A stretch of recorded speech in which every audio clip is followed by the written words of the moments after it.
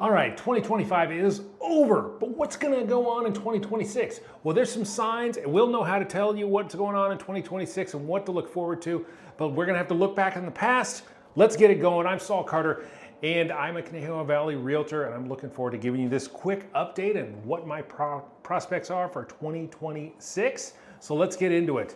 All right, number one, mortgage rates did go down. They started out in 2024 at about 8%, but they have gone down to that 6.1 range. In fact, just this week, I have been quoted 5.75, and we do expect some additional drops coming this year, which is going to help sellers, right? It's gonna help buyers, but it's gonna help sellers as well because it's helping buyers. Anything that gets things back to that more liquid environment is way better for getting your house sold for top dollar. And so, look forward to that. It felt like in 2024 that the whole market was just frozen. It's kind of loosened up in 2025. And I really think, not that we're going to see floodgates, but it's going to get back to a much more fluid, more normal market, and I'm looking forward to it, right? All right, here we go. Number two. Well, like I said, prices didn't crash. And in fact, depending on where we're at in the Conejo Valley, there was some increases in value. What's interesting to me is Agoura Hills actually stayed completely flat year on year from November 2024 to November 2025. Which is weird. The rest of the areas actually went up. Like Thousand Oaks went up about 4.2%, and Westlake Village went up about 6.8% to that 1.9 million range. So it just depends on where you're at, on where there's been growth, but it also depends on, there's a volume that helps that number. If you're not getting the volume that we normally had in the past, then that number is not going to necessarily change when we expected it to.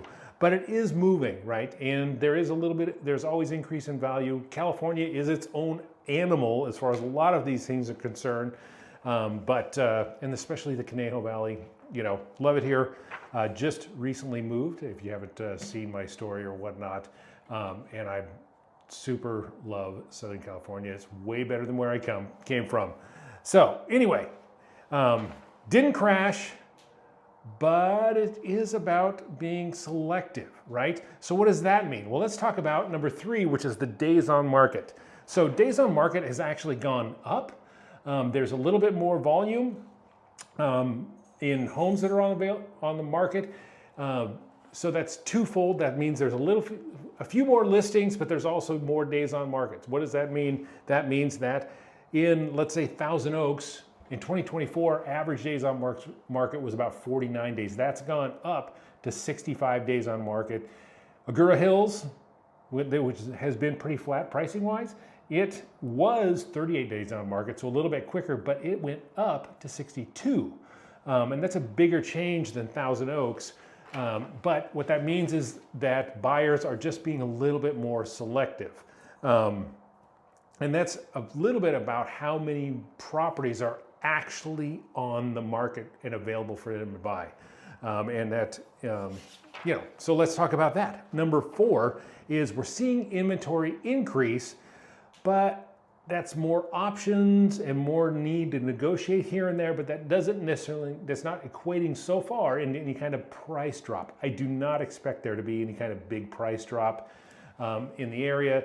Even if, as interest rates go down, I actually expect to see some price increases as we go along because there'll be a lot more buyers that are available. And usually that translates into kind of almost one-to-one, where the interest rates go down, the prices go up, and that's nice because it puts a little bit of extra cash in the seller's pockets, because that means that the buyer's monthly mortgage is about the same, but the seller's value goes up. So pretty good deal for sellers. So let's talk about kind of the number of properties on the market. In the broader Ventura area, in December of 2024, there was 866 listings. And what's crazy about that is that doubled by July of 2025. And so that's a big increase in the number of listings available, but it has gone down another 300 or so. So currently in the November of 2025 range, it's around 1,300 properties on the market. And so it's coming back more to a little bit seller's market because there's not going to be as much supply on the market. So, buyers are not going to have as many choices as they used to. So that should also equate into a little bit more value as far as what the selling price is going to be.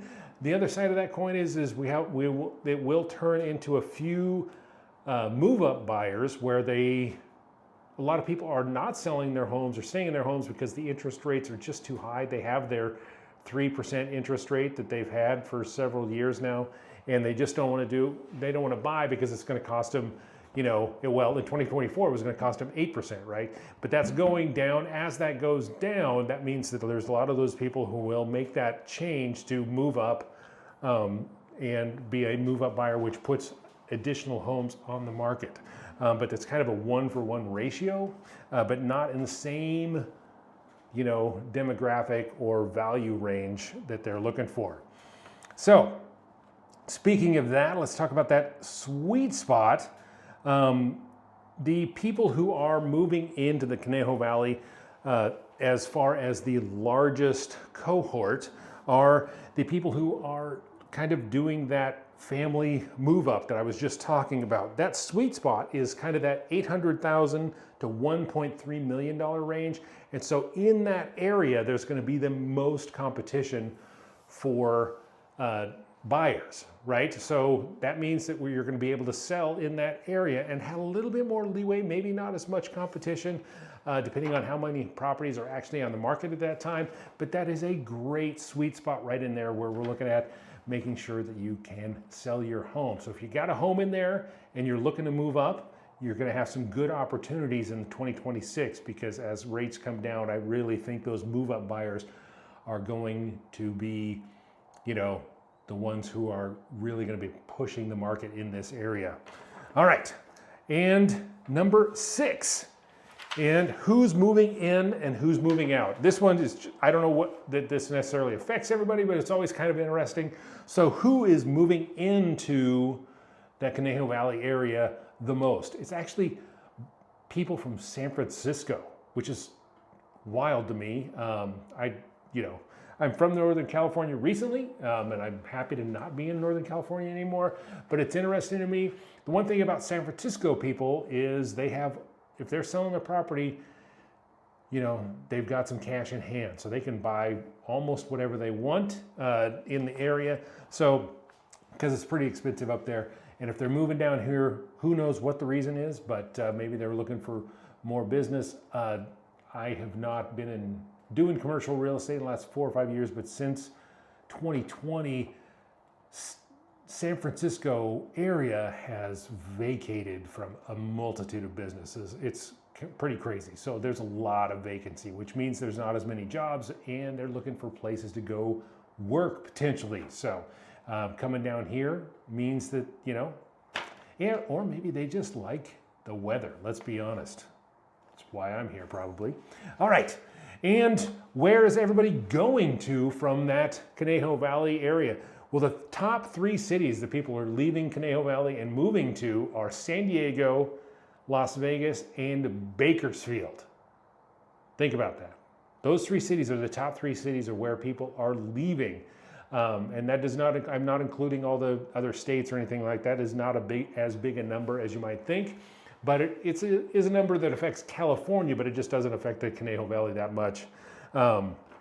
And let's look at the 7th, what to expect in the coming year, 2026. Well, we're expecting some growth in the economy, expecting interest rates to go down. Nationwide, we're looking at about 2% overall growth which is good because that's not going to push inflation that much higher. We've dealt with several years of super high inflation and we're still reeling from that, but we are not at a comfortable equilibrium for everybody yet.